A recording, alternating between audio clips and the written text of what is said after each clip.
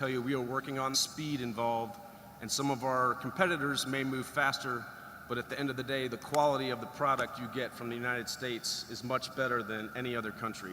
And it comes fully resourced with maintenance, contracting, all the things you need to keep those equipments running at a proper pace. So we appreciate your patience. We want to make sure that your needs are met, so it's important to start the conversations early. If you forecast a need for a specific piece of equipment, you have to plan in for the lag time right now. So 1 to 2 years before you ask for it, rifles, and we want to make it faster and tailor it to your needs. That's what our many OSCs and ODCs across the AFRICOM level on behalf of the entire continent. So again, thank you for your hospitality, the connective tissue that we're making here.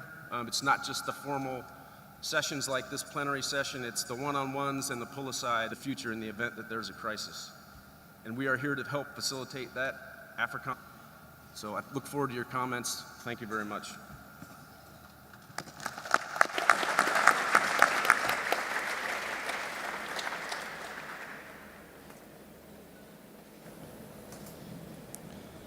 Thank you so much, General Brennan. Ladies and gentlemen, may I have your attention once again? This next session that we are going to have has 8 regional economic communities. And those 8 regional economic communities are all represented here. And we hope after the session, the plenary, going into the question and answer, as well as the breakout sessions, we are all going to learn from each other on how regional security. I sincerely hope that each one of us enjoyed our dinner last night. As we get into the topic of discussion this morning, which is best practice for the session, is Lieutenant Colonel Arthur Phiri, and charismatic Army officer with over 17 years experience. He is currently serving in the Zambia Army as Deputy Director at Zambia Army's Public Relations and Foreign Liaison Directorate.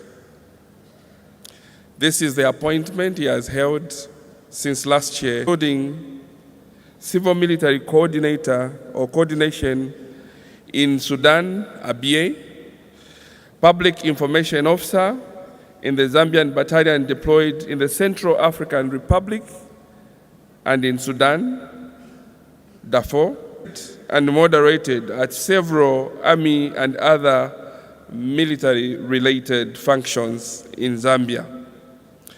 He is critical in coordinating public affairs activities and other beneficial engagements for the Zambia Army with key stakeholders. He has done all courses that are commensurate to his rank, the last being his senior command and staff course at the Defense Services Command and Staff College, Kamwala in Lusaka. Lieutenant Colonel Phiri is a qualified computer systems engineer, graphics and web design. Put our hands together for Lieutenant Colonel Arthur Phiri.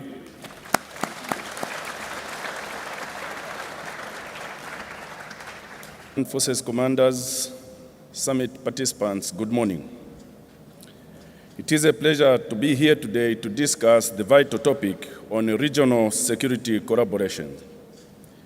In an increasingly our collaborative security to moderate in this panel where we have the opportunity to exchange ideas, explore innovative approaches and commitment to finding actionable solutions. My panel this morning, Professor Kwesi Anning from Ghana, Colonel Mumbi Mlenga, Zambian based in Tanzania. Brigadier 10 to 12 minutes in which to make their presentations, after which I'll invite Land Forces commanders to share their experiences. Bio for Professor Kwesi Anning. Kwesi Anning is a full professor and director, Faculty of Academic Affairs and Research at the Kofi Annan International Peacekeeping Training Center. With experiences from the African Union and its first expert on counterterrorism from 2005 on the Global Program on Streaming on Legal Regime Against Terrorism in 2006. Relating to peace 2019, he served on the United Nations Secretary General Advisory Group for Peace Building Fund. In 2020, together with two others, he was joint author on the Conflict and Development Analysis. July 2022, he was appointed member of the World Technical Issues on Strategic Level and modernized the World Food Programme Risk Management to deliver safer operations, hitting strategies and organized crime. Valued participants, it is clear that Professor Anning brings a wealth of experience and expertise to today's discussions. The second presenter, commissioned to the rank of second lieutenant and attested the Corps of Armor. In his 30-year military career, he has participated in internal security military operations as well as 4 peace support operations in Africa under the auspices of the African Union, and that includes senior command and staff course. He has a degree in law from the Zambia Open University, a master's degree in peace leadership and conflict resolution from the University of Zambia. Currently, he's based in Dar es Salaam, Tanzania, where he's serving as participants given Kene Omumbi dialogue. The last presenter, Brigadier General Dr. Davis' illustrious military career spanning over 37 years. He has served and he has a doctorate of philosophy in defense and security studies, his research being a hermeneutic phenomenology. He also has a postgraduate diploma in lecturing and teaching methodology and a diploma in French teachers' courses. Besides civil courses, Brigadier General Dr. Sanene has also studied several military courses relevant to his rank and commensurate to his appointment. He has authored and logistic roles the military can play at pre, intra, and post stages. He has participated in several military operations, both internal and external, and he was recently awarded the ones. I'm sure we are all eager to hear from Brigadier General Dr. David Suwasanene and benefit from his unique insights. Let us now jump into the presentations as I invite to the microphone Professor Kwesi.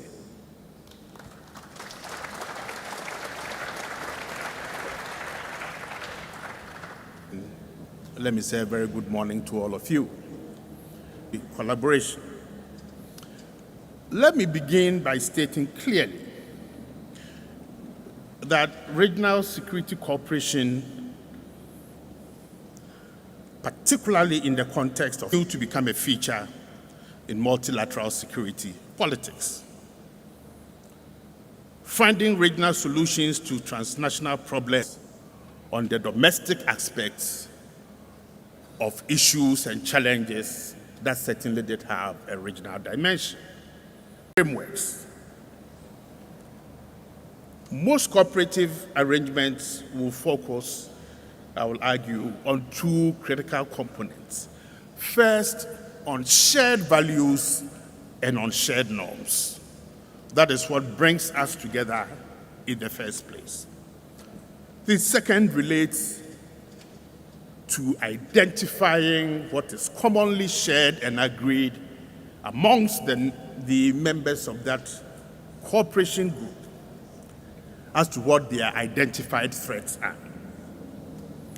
But equally importantly, it's about the promotion of regional security dialogues, the human security agenda, the consolidation of democracy and human rights, certainly the deployment of peace operations, but also, as I've said earlier, a shared perception of actual and perceived threats and the efforts to contain such threats.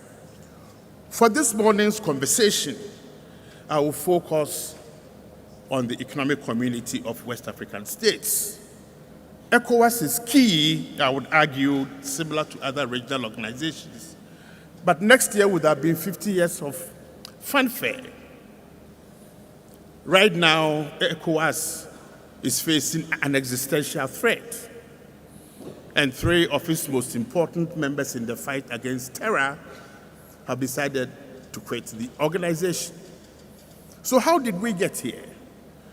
A group that voluntarily came together and established a set of binding frameworks disintegrates just when it's about to celebrate 50 years. As you are well aware, the period between 2020 to 2024 has posed existential challenges to this organization, with disintegration as a possibility and ECO-exit a reality. ECOWAS has reached a crossroads. It's walking a tightrope and undertaking a balancing act that I would like to speak about. So this morning, I want to speak about two things. First, a discussion of best practices based on the ECOWAS experience, and secondly, the impacts of the effectiveness of such regional security cooperation. So first, a couple of points about the best practices. First, for regional security cooperation frameworks, the best practices relate, I would argue, to distinguishing and concentrating on specific or joint problems that threaten the cooperation in all forms. So in ECOWAS, it's about small arms flows, and before terror became a problem, it was about corruption, lack of democracy, respect for human rights, the rule of law, the criminal networks that underpinned the theft of lumber, small-scale mining, flora and fauna. 2, it is about ensuring compliance. 1 is for a collaborative framework for 15 heads of states to meet, to sign on to documents, wine, dine, and dance with taxpayers' money, and then refuse to comply. And I think in the ECOWAS case, the lack of compliance by those who append their signatures to these documents created a 2-level and 2-speed organization. That when it comes to the political interests of the political class, they are above the rules. And then, of course, when they misbehave, then the land forces would be used either to quell domestic riots or to intimidate member states that you will intervene. The third is about ensuring reliable exchange of information and knowledge. That then ties into the 4th point about intensifying confidence, building trust, and understanding amongst member states and their citizens. More often than not, regional cooperative security frameworks make rules, regulations, decisions in which member states and ordinary citizens have absolutely no clue. So in all my travels in West Africa, it's actually fairly common to see some of these documents being used to wrap either roasted plantain or yam. But the 5th point, which I think is key, is to stringently enforce, monitor, apply, and verify the rules and guidelines underpinning these cooperative arrangements. So if we take the issues around democracy as a plank in deepening cooperative frameworks, we notice in West Africa the unwillingness of ECOWAS to apply the rules relating to unconstitutional changes of government in a consistent, transparent manner that shows the extent to which these rules are being applied. And therefore, cooperative frameworks and arrangements work best, I would argue, when the rules that bind them are applied in a manner that compliance becomes consistent over time. Bindingness is key here.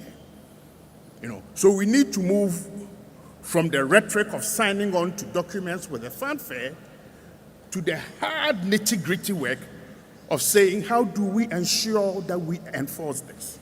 And I think it is that lacunae, that incapability to apply the rules consistently, that has brought ECOWAS to where it is. Furthermore, we know that historically, regional security cooperation is driven by actual or perceived threats and efforts to contain all the issues that can pose a danger. So if we take ECOWAS once more, the panoply of security-related frameworks, from small arms, from terrorism, from narcotics, to issues of fauna and flora, are massive, very impressive on paper. The capacity, however, to consistently enforce and to punish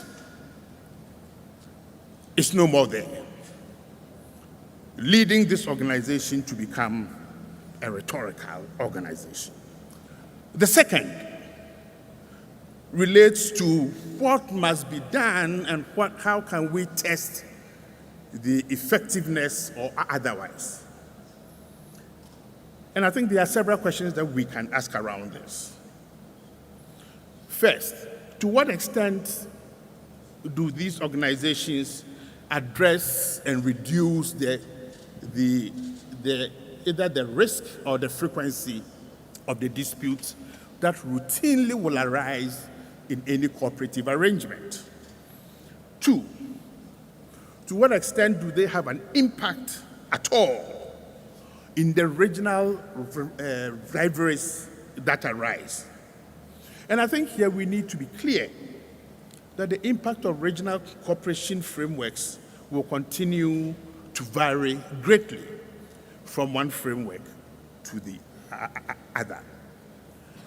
But let me end by talking about two things very briefly. And I think there are two dynamics that we need to focus on. One relates to the institutional aspects of such frameworks, and the second, the political aspects. Let me start with the political aspects first.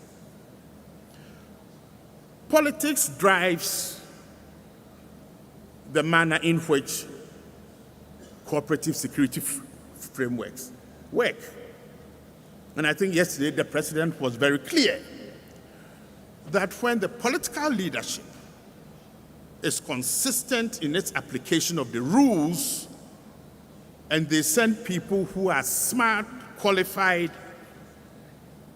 to run the institutional aspects, then we have a coherence of views that is capable, first, of identifying what the challenges are, but most certainly also in responding to them. My argument with respect to ECOWAS in particular is that the lack of application of its own principles and the lack of a pragmatic approach to responding to the challenges that the cooperative security framework faces has led to what I've put on the slide here. Every single country, part of a patchwork of cross-border security cooperation frameworks. It raises a fundamental question about what the norms are, about what the values are, and about how the institutional strength to deliver on what they have agreed to can be done. So, final point. If we take the Accra Initiative, the Accra Initiative has Burkina Faso, Benin, La Côte d'Ivoire, Ghana, Togo, Niger, with Nigeria as an observer. But Burkina Faso, Niger, and Mali have either been suspended from the ECOWAS larger framework, or they themselves have decided to form the Alliance of Sahel States. But they are members of the Accra Initiative that primarily seeks to share intelligence to be able to respond to the challenges that we are facing. So, where are the shared norms and values that says you cannot join the ECOWAS framework, but you can join the Accra Initiative framework? And we can go down the list and raise particular questions and concerns. So institutions do matter, but institutions work best when the application of their norms and principles are consistent, transparent, and then speak to the points and the challenges that they face. Otherwise, members of that framework will continue to do things that suits them, that in the long run undermines the efficacy of that cooperative framework. Thank you.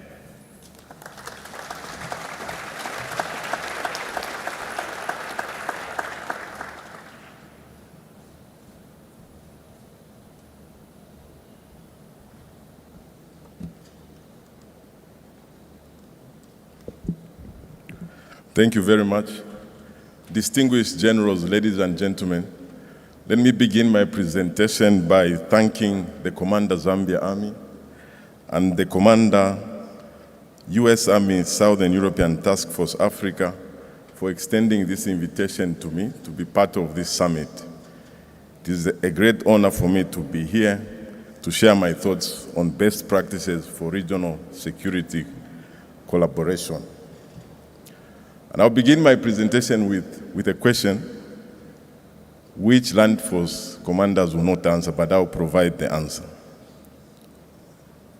Why do nations choose to come together and form regional communities or regional bodies? The answers may be numerous, but for the purposes of this discussion, I've identified two main themes that guide countries in coming together to form regional bodies. The first one is security cooperation as a primary objective. Here, member states pursue security cooperation. And some of the examples that fall under this one include the Organization for Security Cooperation in Europe, OSCE, the Southern African Development Community, SADC, and NATO. If you take a critical look at the history of these three regional bodies I've referred to, what comes to the fore is that they were influenced by security considerations more than anything else. Then the second category is the general purpose regional bodies. These are primarily motivated to pursue such objectives as agriculture and food security, regional and economic integration, and trade, among others. And in this category, we have bodies like the Economic Community of West Africa, ECOWAS, that was founded in 1975, and at that time, almost all the member states had already attained their independence. Then we have the East African Community, EAC, and the Intergovernmental Authority on Development, IGAD. Again, a detailed study of these three regional bodies have given as examples here reveal that they were influenced by issues other than security. However, what is also true about this second category of bodies is that they are also concerned with security. And within the treaties that establish these organizations, they embed aspects that speak to promoting factors of security, such as stability and conflict avoidance, by encouraging integration among the member states. Let me now narrow down onto Southern Africa, or SADC, and speak to some security vulnerabilities in the region that inform all the security frameworks or the regional security frameworks that are in existence under SADC. These vulnerabilities are not exhaustive, but they would provide a good platform for this summit to engage in discussions. The first one is inadequate legislation to fight transnational crimes. Crimes such as terrorism and human trafficking. These are fast-paced crimes, and most member states either have legislation in place that is not speaking to the threat or do not have anything at all. And in this case, member states are invited to enact laws that will speak to this vulnerability. The second one is perception of marginalization and practice of social exclusion. This largely speaks to how some member states practice their politics, where political parties are formed on certain identities. Could be regional identities, could be religion identities, or even class identity, to the extent that when such political parties form government, they engage in developmental activities that tend to exclude individuals or regions where their perceived enemies come from, political enemies for that matter. The third one is lack of effective and consistent sharing of information. This is one aspect that our chief guest yesterday, the President of the Republic of Zambia, made reference to. It is a very big challenge for SADC, and if I can cite a few examples, as I was introduced, I'm heading the SADC Regional Counterterrorism Center. And 2 years back, member states agreed that they will be submitting national threat assessments every 3 months. But in the last 2 years, I can share with the summit that out of the 16 SADC member states, I only get not more than 5. At the time, these are supposed to be submitted. So the land force commanders can take advantage of summits such as this one to identify challenges that surround issue of information sharing. The next one is inadequate cooperation and collaboration between regional bodies and non-state actors, or even governments and civil society organizations. This is a relationship that continues to be shrouded in a lot of mistrust, on the basis that some governments have argued that these non-state actors are sponsored by organizations or governments that have an interest to serve either in the region or in a given country. At SADC level, attempts have been made to assimilate non-state actors into the mainstream SADC frameworks to broaden the information collection base, but very little success has been made in this regard.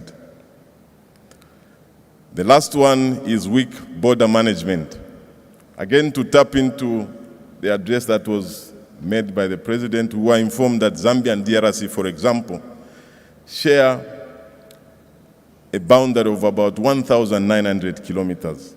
Now it's practically impossible to man the entire expanse of this boundary.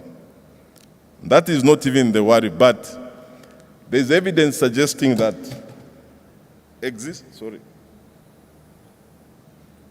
there's evidence suggesting that some of these bad elements actually cross or move between countries in the region using established crossing points undetected. So even before we consider portions of boundaries that are not manned, there is already a problem with established crossing points. I'll now share with the summit the best practices that are identified for this discussion. There are 6. The first one is creation of regional security mechanisms among member states to bring them together for a common purpose. In this regard, SADC in 1996 established the Organ on Politics, Defense and Security. This is the organ that is charged with the responsibility to promote peace and security in SADC region. And under it are committees embedded. One of them is the Interstate Defense and Security Committee, whose chair actually is in our midst, Lieutenant General Wuzwi. And this is the committee that advises the ministers of defense and ministers of internal security of the SADC member states. They are mandated to sit at least once a year or as and when there is a need. The second best practice is transparency and inclusivity. Obviously, this will assist to build trust and confidence among member states and obviously assist in overcoming the challenge of information sharing. The third one is deepen interoperability through joint training. This training, I must appeal to the land force commanders that it should not be the joint training that will generate suspicion and unhealthy competition between member states. Rather, it is supposed to build a regional force that is capable of responding jointly to threats in the region. And in that regard, SADC has held several joint exercises at regional level, including Exercise Blue Crane that was held in 1999 and co-hosted by the Republic of South Africa and Namibia. It was a brigade-level exercise that was based on a multinational UN peacekeeping operation. Exercise Gofini was held in 2009, hosted by the Republic of South Africa. It was another peace support operation exercise. And most recently, Exercise Umozi that was hosted by the Republic of Malawi in 2018. This was a command post exercise that was designed to exercise member states in planning and conduct of peace support operation. The next one is information sharing. Information sharing is very easy to talk about, but if I can bring it in practice, it's extremely difficult to implement. When we gather in meetings like this, it's quite easy that we can share one or two things, but the moment we go back to our capitals, we bring in bureaucracies that tend to come in the way of information sharing. I will not dwell much on this one. It was talked about yesterday. Then commitment from member states. This speaks to the political leadership of each member state that should demonstrate unwavering commitment to regional endeavors. SADC was recently put to test with regard to this best practice. When there was a call to deploy in the northern part of Mozambique, Cabo Delgado province, to neutralize terrorist elements in that area. The deployment, the operation was sanctioned to deploy on the 15th of July 2021. And as we speak, the drawdown has begun, and yet we could not raise the required military capability. That was measured to be enough to respond to the threat in the region. Similar challenges were experienced in the recent deployment in Eastern DRC. Raising of military or required military capability remains a challenge. And in this regard, I want to borrow to what Dr. Kwesi just spoke about when he was on the podium. These are arrangements that member states decide and even escalate them to the summit level where presidents are sent to such deployments. We sit down and engage member states to contribute the required military capability. We reach a deadlock. The last one is mutual respect for member states. This, in my view, should be the anchor best practice because it's a basis for regionalism in the first place. And this should not be determined by such things as population size, territorial size, or even economic considerations. A member state should just be a member state. So distinguished generals, those are the 6 best practices for regional security collaboration that are identified. In conclusion, distinguished generals, I would want to state that transnational problems or crimes are inherently complex and fast-paced. They are ever evolving, and the bad elements perpetuating and profiting from them have no regard for international boundaries of our respective countries.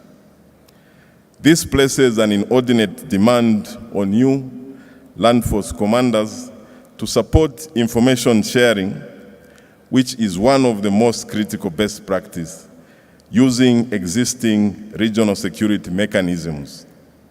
Further, in your interface with the political leadership of your respective countries, you may impress upon national leaders to strike a balance between pursuing narrow, nationalistic security agenda versus regional security arrangements. Distinguished generals, one thing is certain. Regional problems can only be solved by, or can only be cured by regional solutions. I thank you for your kind attention.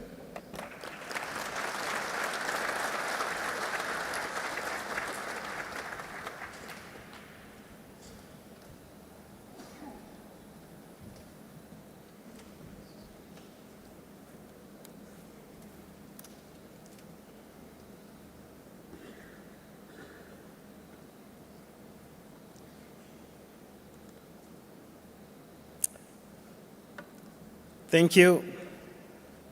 I would like to recognize all the land forces commanders who are here, the host and the co-host.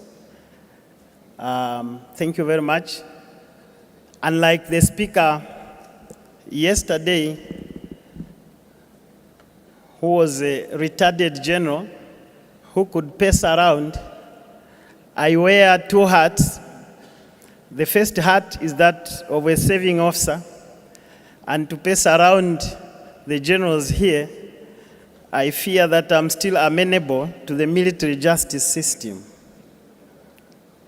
But the second hat that I wear is that of an academician, and therefore, much as I will try to bracket myself from certain realities, I will still bring out one or two issues openly for the sake of inciting the great minds that are here today. My fear is that with all these great minds today, the academic world will not tap and get their learned experiences, and they'll get back to their hometowns, home countries, without us retaining anything. As an introduction, I've given some quotes. And in the interest of time, I will not go through those quotes. L'homme est la mesure de toutes choses, des choses qui sont ce qu'ils sont, et des choses qui ne sont pas ce qu'ils ne sont pas, by Pythagoras. L'instabilité de l'Afrique est déclenchée par milliards de raisons, notamment notre patrimoine, notre histoire et notre économie. Si vous les comprenez, vous pouvez les gérer. L'instabilité quelque part et l'instabilité partout, par le président Hichilema. Et la force de l'Afrique réside dans son unité, par le général Todd Wasmond. Nous sommes formés pour trouver des solutions aux défis et non pas créer pour défis des problèmes, by General Alivuzwi. And the last one is that les meilleures sagesses à avoir, c'est de savoir que je ne sais rien. That's my introduction. As background, there is a shift in paradigm from the traditional security cooperation that we used to have, which was based on the hegemony between the two worlds. That was the Cold War time. But now we see more and more of security integration at regional level.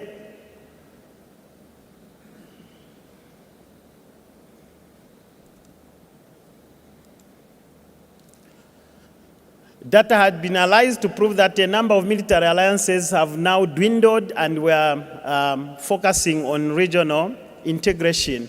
We have regional cooperation increase in the Pacific Islands with the United States region, cooperation through the regional economic communities, as already mentioned by the previous speakers.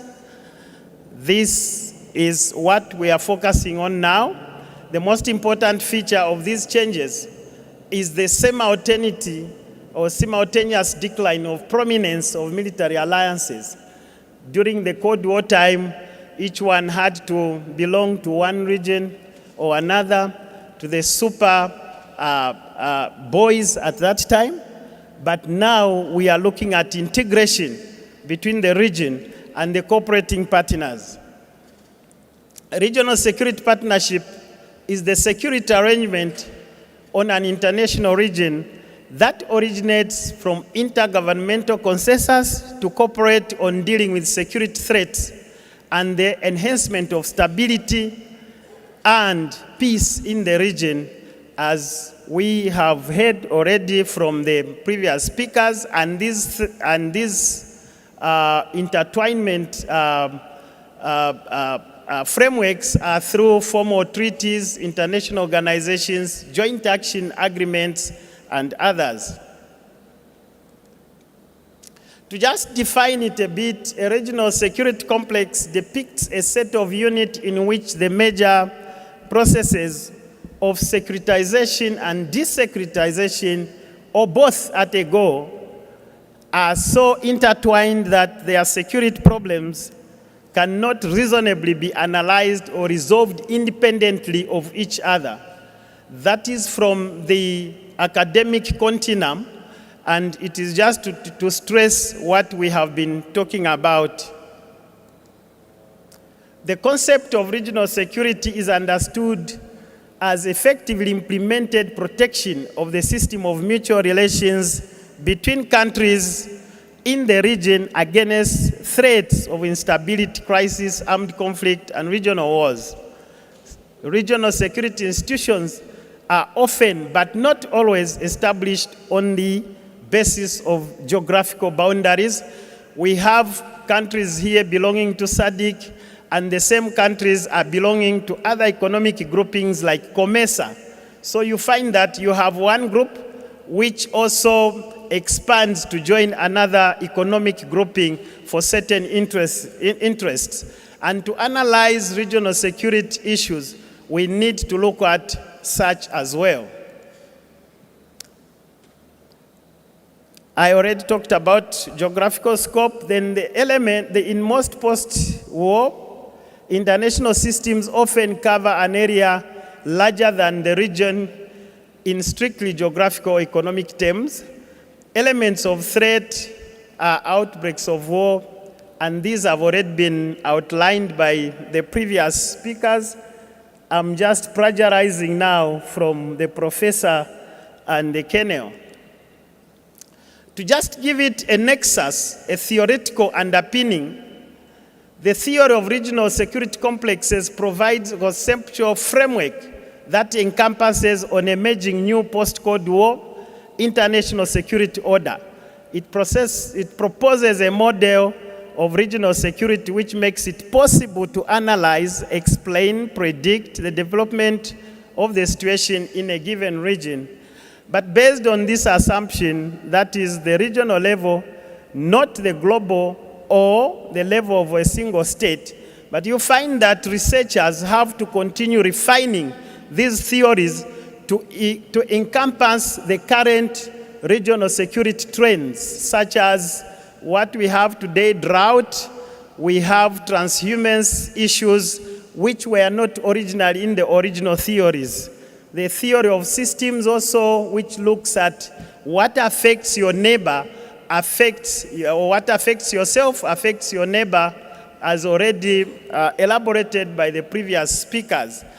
But without boring the commanders with theoretical frameworks, theirs is a pragmatic approach to solutions. So I will not dwell very much on theories. Commanders don't require theories, but to give it an underpinning that for commanders here, if we were to place this on a theoretical or a philosophical continuum, the commanders should look at pragmatism and phenomenology, because the commanders here have lived experiences which we need to tap from. And phenomenology may appear to be too big, but it just means what are the lived experiences which we need to learn from the commanders here today, and maybe to interpret them, which is hermeneutics. The United Nations perspective, however, says the Security Council encourages nations and regions and sub-region organizations to strengthen their cooperation to prevent and resolve conflicts, improve collective security, and maintain international peace and security. From the Accra conference last year, it was emphasized that Security Council recognizes that regional and sub-regional organizations are well vested to understand the root causes of conflict. These can stem from ethnographic issues. They can stem from cultural values. As you may see, or as you know, that what is in the eastern part of Zambia is the same culture in Malawi, and that's the same culture in Mozambique. So you cannot divorce this from security integration. These have to be looked at as well. So there is a symbiotic relationship between regional security and cultural issues at national levels. Collaborative efforts are also crucial in the wake of environmental and natural hazards, such as volcanic eruptions and what has already been mentioned. And to just look at a few factors, for us to look at this security integration at regional level, we need to understand the military potential of the states within that region. There are other militaries which are weak, not saying weakness in a pejorative way, but weakness because of resource allocation and equipment. and the quality of management of the defense security sector in a certain region. The character of borders between countries of a region and the external ones, that is the geographical, and the political and military alliances of the region, as Professor Quincy mentioned. One of the factors here is the role of non-state armed groupings, which we have seen that it has impacted negatively. You may call it positively. Again, that is up to the commanders here to know from which continent they are looking at it. But we cannot talk about regional security integration without looking at the non-state armed groupings, some of them being financed and fueled from overseas, which come to bear on our security issues. And we cannot mimic them and keep quiet as if they don't appear. The commanders seated here know about it. It is happening where we are deployed. It's happening at SADC region. It's happening at ECOWAS region. And we have to talk about these issues. The nature and dynamics of strategies adopted by participants of the international state systems in a region also are some of the factors. What are the best practices, therefore? These have already been itemized by the first two speakers. Information sharing has been already mentioned. At SADC level, the commanders are here. They should tell us, and they will talk to each other how it was to deploy in Mozambique. It has been mentioned, and we saw a challenge of information sharing which impacted negatively on the operation in Samim. Organization of joint technical training exercises to help build interoperability. Again, it's one of the best practices that has been mentioned. Inventory past experiences in conflict prevention and management is also one of the best practices. I was just being informed by the previous speaker that there will be an after-action review for the Samim. And these are the best practices so that we learn from the weaknesses that were identified in that mission. Building legitimacy. Regional organizations must effectively support states dealing with this. Again, was mentioned by the previous speaker. Engaging parliamentarians, again, it was mentioned, because whatever resources we need have to pass through our parliaments, and therefore they need to be brought on board. We cannot discuss these issues without involving them. They are the ones who provide the resources. Establishment of regional monitoring centers, again, it was mentioned. Encouraging the private sector to fund regional organizations. Again, the previous speaker mentioned issues of resources. We know that certain troops deployed in certain missions, governments could not meet the pledges that they made to fund these regional deployments. And these are challenges, and so we need to look at them. Engaging the media to raise awareness, also it's one of the best practices. Institutionalizing mechanisms and approaches based on previous ad hoc experiences. Strengthening human and technological capacities of regional organizations.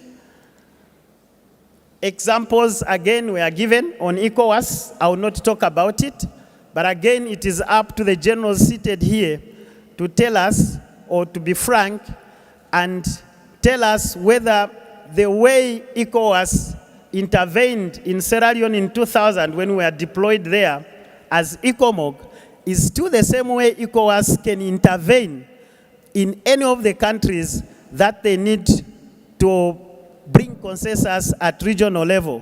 It's up to the generals here to tell us whether that is still possible, and that we can still map them, do a mapping, and get best practices from them as a region, because they have a lot of experience, and we need a lot of best practices to learn from ECOWAS.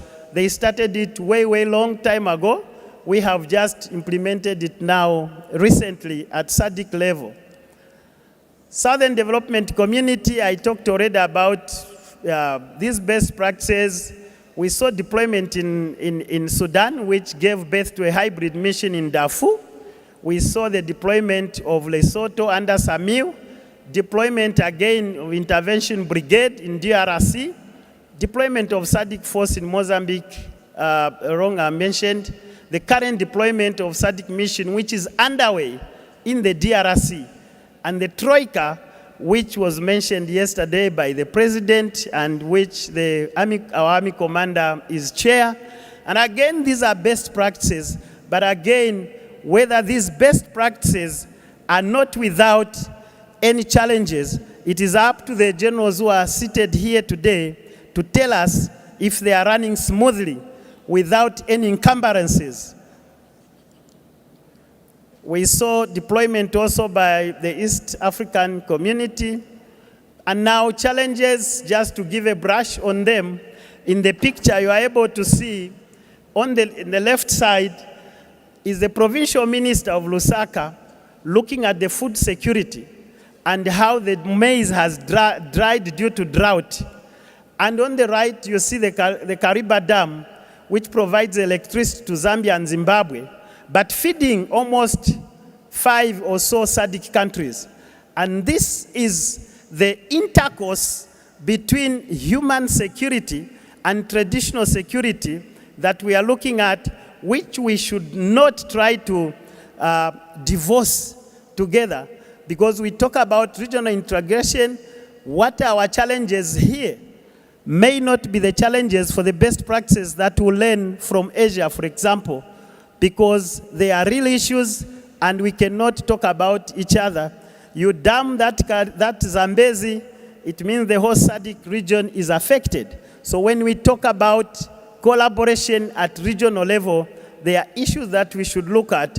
Whilst the commander will be looking for money for his equipment, the government will be talking about how to feed the people because there's hunger due to drought. So these are the issues that we need to look at it, and that we should know that we cannot divorce them. There's a nexus and a very thin line between human security and traditional security. And the lack of resources as a challenge, we saw it it was mentioned at regional level. So we need cooperating partners, but what can cooperating partners bring to the table so that these challenges are lessened? Security needs differ from one country to another. The opposing goals between regional needs and those adopted bilaterally by state, non-state actors. We see at regional level that at SADC level, their emphasis is that SADC should intervene, but bilaterally, countries enter into other alliances by maybe another force coming from a different regional bloc. Is it a challenge? Are they allowed to do so? Or are they wrong? And that, again, those are answers that our commanders here should be able to provide. Issues of climate change have been mentioned already. Lack of interoperability mentioned. And finally, mistrust, which was mentioned here. It is one very key challenge that is facing the regional blocs today. These are the issues that we need to look at. So thank you very much for your attention. Merci beaucoup. Asante sana, shukran jazira. Yekenyele amasegenalo. Thank you.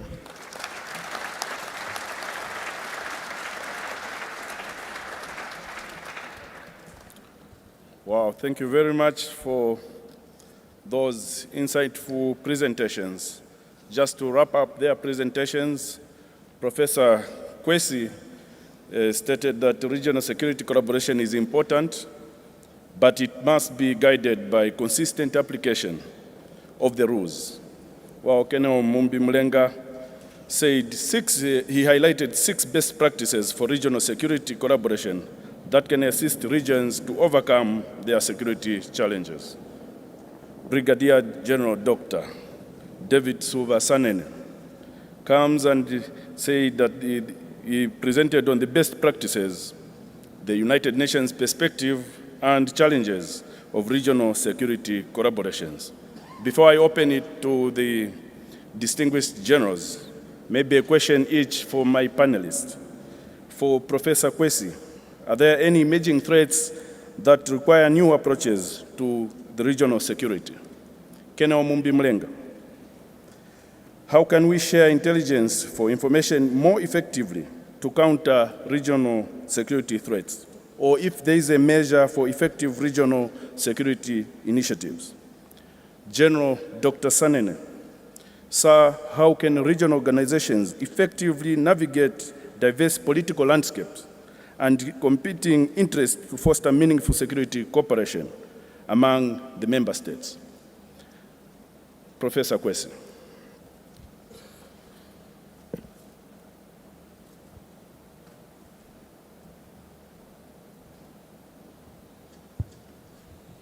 Yes, thank you very much. What are the emerging threats and new approaches to regional security? In West Africa per se and the Sahel, I don't think there's anything that we can put our finger on as new. And I think people might find this surprising. In September 2009, the Security Council sent me around West Africa to try to understand what it then termed as emerging security challenges. And I traveled around most of the countries and went to Kidal in northern Mali. And the governor and I stood up in the evening and we counted 110 Lexus 4x4s. And I asked him, who are those wealthy people going? Then he said, oh, that is Al-Qaeda. So I asked him, but how come? Can't you do something about it? He says, no. They collect taxes, they provide social welfare, they've intermarried. We live here with them. The point I am making is that when there are old security challenges and threats that we are unable to resolve, new ones are superimposed on them, they transmutate, and they become something else. Not necessarily new, but considerably stronger, much more buy-in from local communities, willing to provide all kinds of support infrastructures. So for West Africa and the Sahel, we need a more robust engagement between land forces, law enforcement agencies, and other statutory institutions to extend the reach of the state. Across this sub-region, there is almost no trust between different uniformed forces. Consistent contestations about areas of influence, consistent fighting, and the threat as we see it is hardly ever coming from the outside. There are enough structural weaknesses and challenges that allows for the problems that these countries are facing.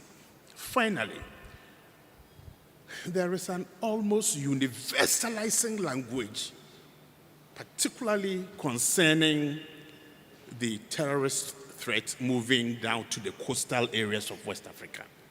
I challenge that narrative. And I think we need to be bold enough to disaggregate what the types of threats are, send people to the ground, and not make assertions that are not based on the realities on the ground. And I think in West Africa, particularly towards the coastal states, there are too many broad assertions that are simply not correct.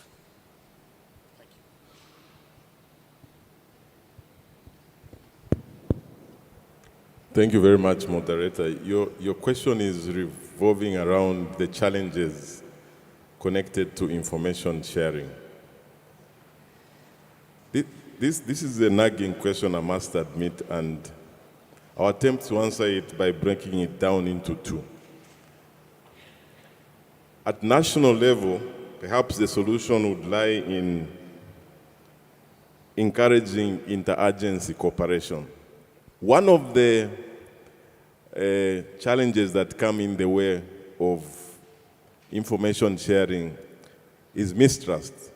So if we have to build the trust between heads of agencies, is that we should encourage interagency operation and cooperation.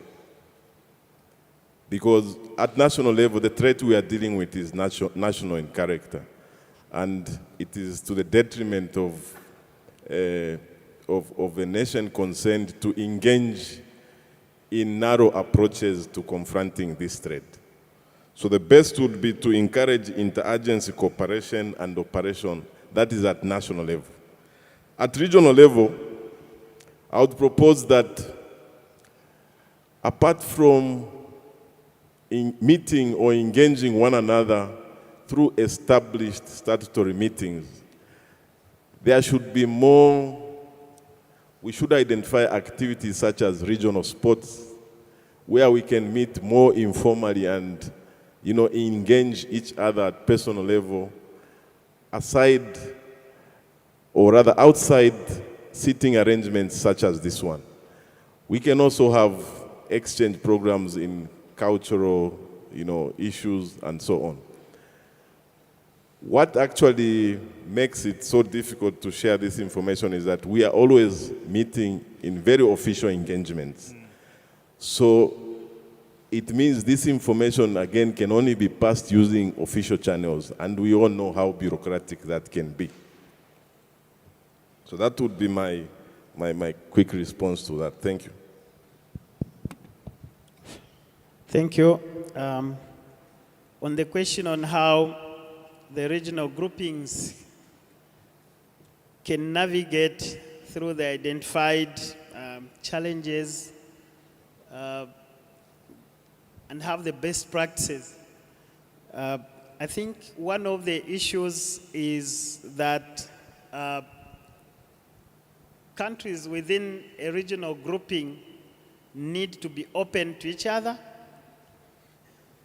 And apart from being open to each other, there has to be a framework, a legal framework, which would direct one member of the grouping to adhere to certain regularities on how to do business.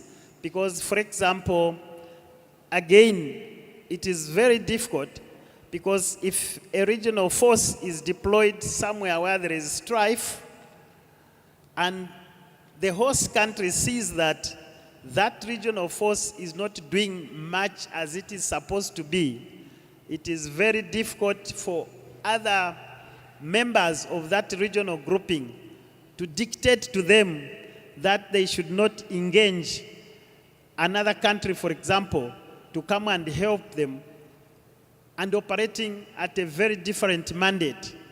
This force is on a different mandate. Bilaterally, the force that has come from a different country has a separate mandate altogether. So it brings a lot of problems, and to resolve that, the commanders who are here need to talk to each other, need to agree, and have a framework where if they are faced with such a conundrum, they'll be able to know how to go about it, so that there are certain restrictions that this member state, perhaps before engaging another member state coming from a different bloc to come in to operate on the same operational sphere, they should be informed. That's the issue of information sharing. That colleagues, I think we've seen that you are toothless, we are going to bring in someone else. Do you agree or you don't agree? And then they should be able to agree. They should be able to reach some consensus. Otherwise, these problems are going to be there throughout. And we are going to be talking about them here, and it will end up as an academic exercise without any pragmatic solution at all. Thank you very much. Thank you very much for all those responses. I would like to give an opportunity for Land Forces commanders to share their experiences and also engage the panelists out of their presentations. The floor is open. Yes, sir.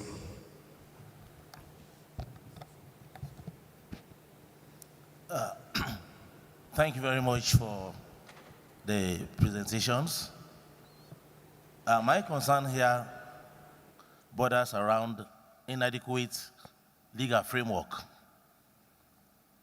You will agree with me that as a continent, we don't really need strong men. Rather, we need strong, viable, and formidable institutions. Now, over time, we as land component commanders have realized that there is an exponential rise in terms of criminality and that of transnational crimes. But then when you look at the regional bodies, there are lots of challenges. You can see that most times they do not even act as one. And there is huge deficiency when it comes to the judiciary system.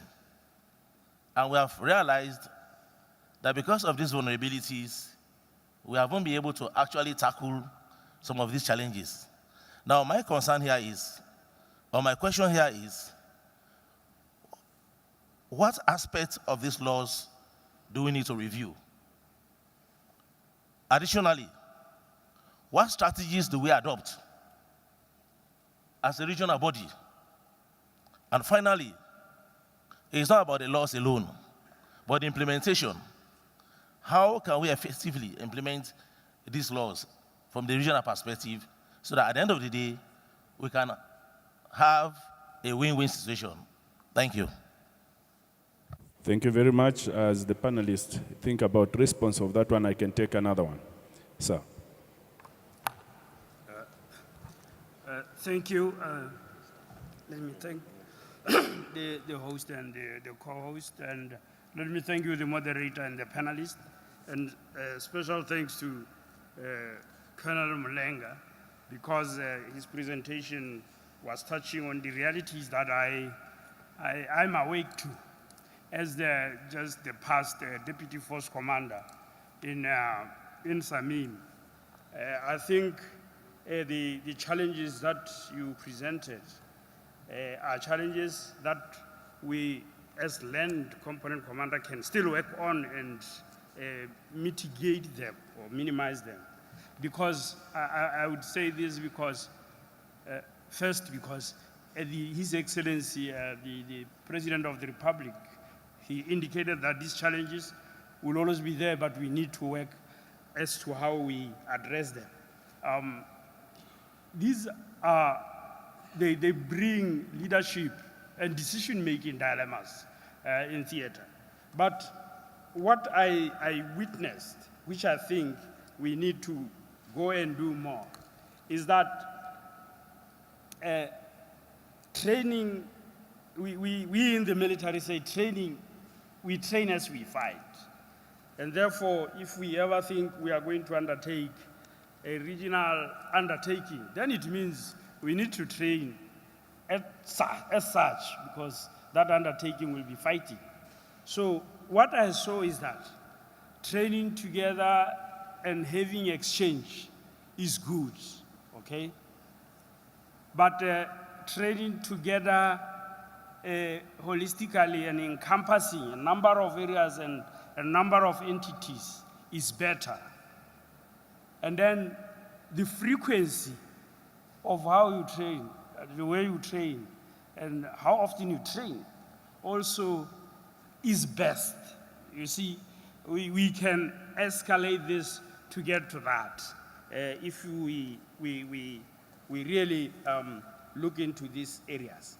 And again, training, this training that I'm referring to is first of all as a first order, a professional military education training, which is important. But when you take it to the second order, it builds teams beforehand. And if you take it even further into the third order, it builds friendship and cohesion, and that it brings that mutual respect that was referred to. And we always refer to doctrine as the military.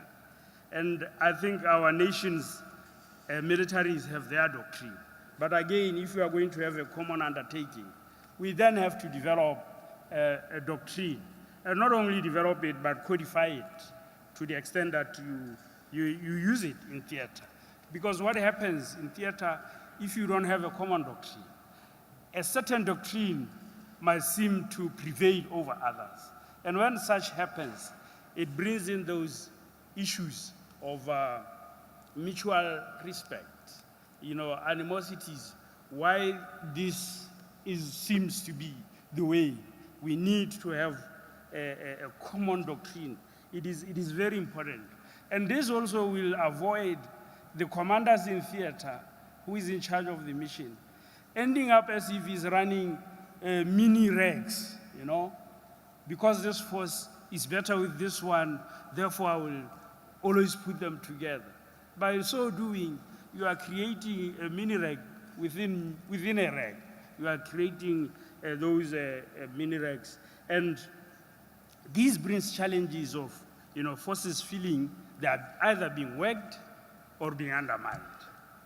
And all coming back to how do we prepare, how do we train when we have time. So I think that is the fundamental part, training regarding these regs. And this, I think, as a last point, the issue of culture. I've been to many colleges, and in these colleges, and I've been to training, but most importantly what we do, we say, learn the culture of the host nation, where you are going. But I think we then tend to forget that as different nations coming together, we also need to learn our own cultures to ensure that we prevail as a team. So that part, I think we also have to bridge that gap of understanding each other's culture beforehand, before going into theater. I have a lot of issues that I can discuss when we go into other areas, but I think I wanted to bring this issue of training together as frequently as possible, doctrine, codification, and learning each other's culture beforehand. Thank you. Thank you very much for those questions and shared experiences and suggestions. Allow me to give the chance to my panelists to react. Thank you very much. I'll attempt to respond to the question that speaks to inadequate legislation and inadequate frameworks. For inadequate legislation, I think this is particularly important at national level. And each member state understands its own environment best, and accordingly, they should generate legislation that responds to the threat. Sometime in 2018, 2019, in the Republic of Malawi, they apprehended a Ugandan national, if my memory serves me right, who was actually engaged in acts of terrorism. But because there was no legislation in place that spoke to that, they ended up preferring a lesser charge under their penal code. So, but thank God, the last time I was in Malawi, they have actually enacted a law that speaks to issues of terrorism. So, respective nations here understand their environments very well as regards threats to national security, and accordingly they should enact laws that will speak to that. At regional level, we can only rely on frameworks, protocols, and so on. It goes back to the question that Professor here asked. These are frameworks that are not brought by outsiders. It's a member state that agree that we come up with a given framework that will bind us. So how it becomes difficult to respect such frameworks is a question that I would also want to ask. We come together, agree, develop a framework, and we are the first ones to disrespect it. To speak of SADC in comparison to ECOWAS, SADC has been very reluctant to issue penal sanctions to member states. We espouse a spirit of brotherhood. I'm not suggesting that ECOWAS does not. But we tend to be more bound by the spirit of brotherhood and are very reluctant to sanction erring member states. So it's very difficult to invite a member state that is not respecting a given framework, you know, to urge them to do anything. So we continuously make appeals, and we all know that regional frameworks exist in the diplomatic realm. So it's the same diplomatic language that is used everywhere of appealing, urging, and so on. It goes back to one of the best practices that I highlighted. It's just commitment. Governments should commit themselves to regional initiatives and honor them. Thank you. Thank you. Just to reinforce what the learned colleague has talked about, I think one of the issues here, like I highlighted in the best practices, is the issue of monitoring mechanism, evaluation and monitoring. We need these to be put in place so that even when there's a deployment going on, you have a system of monitoring what is happening, which then reports back to the land forces commanders in that sub-region. And then they should be sitting, they should be holding regular meetings so that they evaluate and see what is going on and rectify all the gray areas that are being exposed to them. But you find that the mission will go on and finish for 3 years. Land forces commanders within that sub-region have not sat together so that they are told by the force commander the realities on the ground. So I think we need these monitoring mechanisms, and I'm happy that at SADC level, recently in Lusaka, here in Zambia, the stress monitoring mechanism was launched by the United States in partnership with Zambia. And these are the mechanisms that we need to put in place so that then they talk to the main heads of the mission and the heads of the armies. Thank you very much. And thank you very much for those responses. Sir, I hope your questions have made the right answers. The floor is still open, distinguished generals. Sir.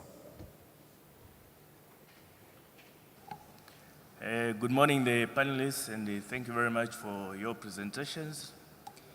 Maybe this one I can target Professor Kwesi. From your vast experience, I'm sure you are aware that this gathering here know very well what they require in respect of border protection, manning the borders which are so extended. They know the equipment that is available on the market, and they know the budgets that are involved. From your experience, why do you think there is this inertia between the military commanders presenting what is best to protect the country, or their countries, their borders, in relation to the budget allocation, which mainly is competitive, and our authorities mainly tend to claim that there are other competing needs? Isn't the military or military requirements not so competing also, or a requirement that has to be looked at in greater detail when you look at the challenges that are available or that we face on the continent? Your thoughts, sir? I'll allow Professor Kwesi to respond immediately. Well, thank you very much, sir. I think this is a recurring challenge that comes from our history. So let me take the Kofi Annan peacekeeping training Center experience where we train about 35 African countries every year, 1,500 to 2,000, senior officers. And the balance between the military expenditure, procurement, and what the politicians finally approve is always a very sensitive topic. My experience the last 24 years in Ghana is that if you look at every single political party manifesto, the sections dealing with the military and security can almost be written on the back of a postage stamp. So political parties wait until they win power to come into office, and then they scramble to find people. But it then extends to Parliament, where your original budgetary request will go to. So you would notice that in most parliamentary committees dealing with defense, security, and intelligence, probably out of about 20 people, there's only one person who has a little bit of a clue as to what the military needs.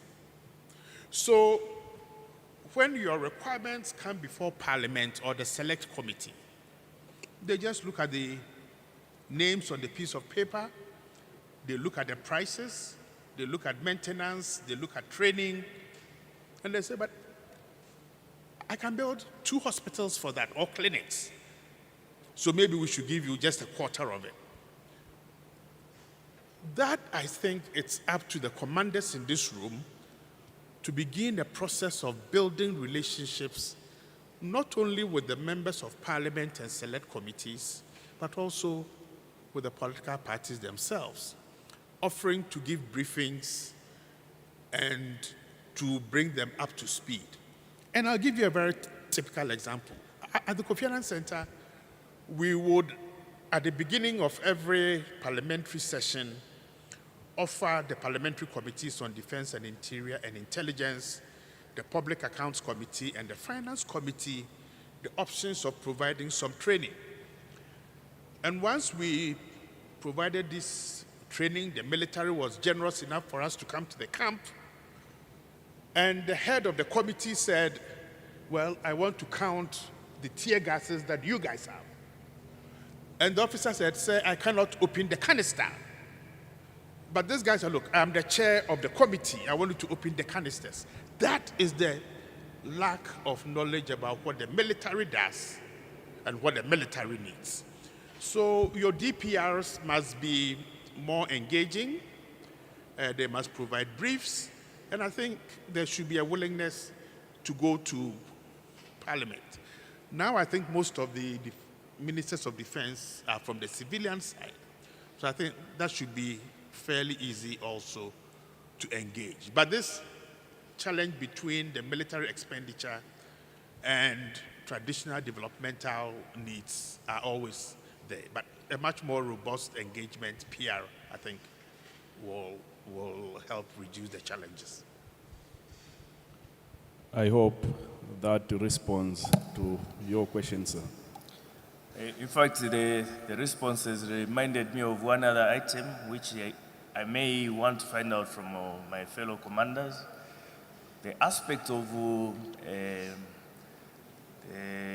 the military is subservient to the civil authorities. I don't know about others, as you are talking about budget allocation. The experience is that in most times, if, like the example you brought out, one not understanding what is involved in the military requirements, the easiest answer that is given is that the military is subservient to the civil authorities, and therefore, what I've told you stands as opposed to looking at the details of what is being presented. How have you, fellow commanders, how have you handled such situations when given such an answer as a shortcut to the demands that you are making? The floor is open.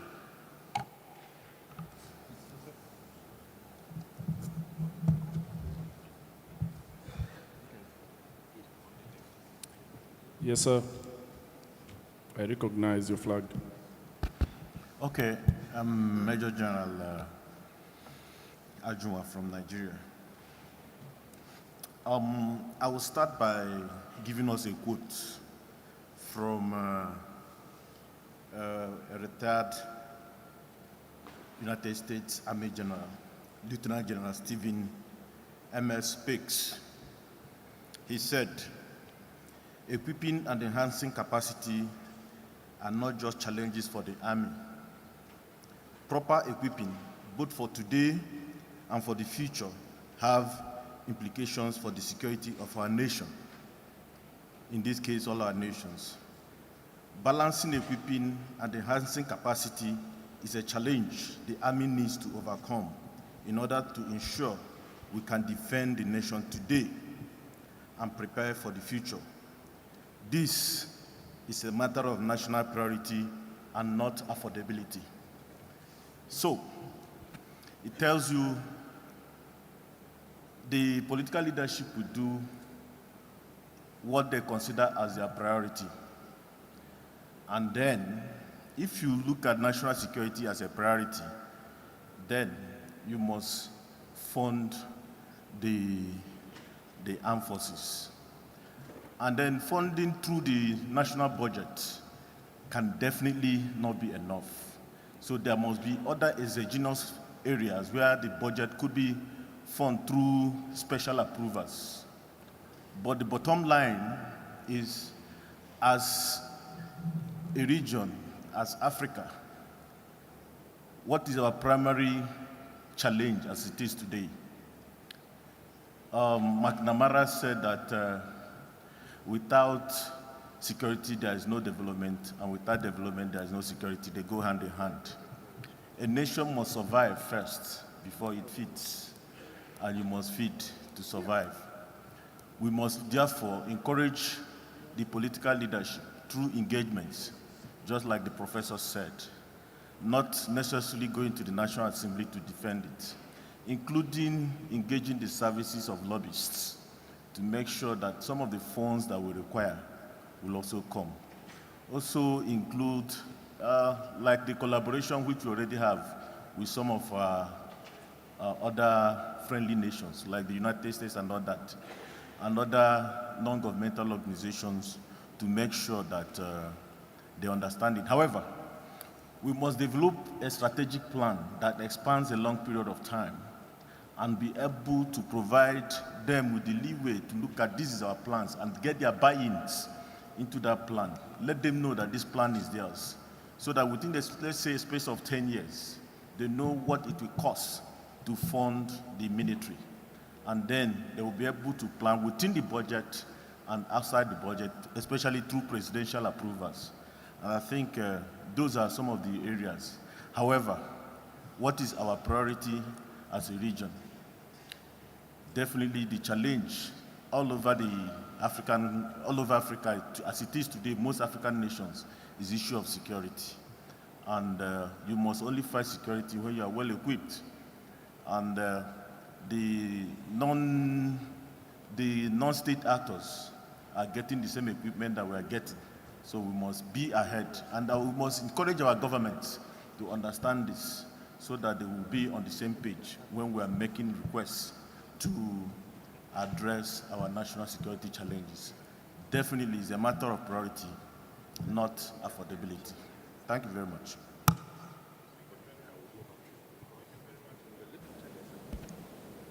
Thank you very much for those remarks. I'm positive they have contributed to the response expected. But allow me to say, as we come to the end of this session, the continuation of contribution can be done during the breakaway sessions.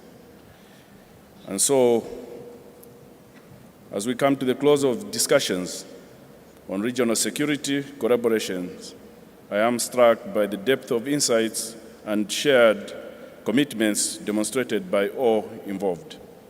Today, we have underscored the importance of partnership, importance of sharing and trust building in enhancing regional security. It is clear, therefore, that no single nation can address complex security challenges alone, but collaboration is paramount. I extend at this point in time my sincere gratitude to the panelists and all the participants for their invaluable contributions. Let us remain steadfast in our commitment to promoting peace, stability, and prosperity in our continent and beyond. Muito obrigado. Merci beaucoup. Thank you very much.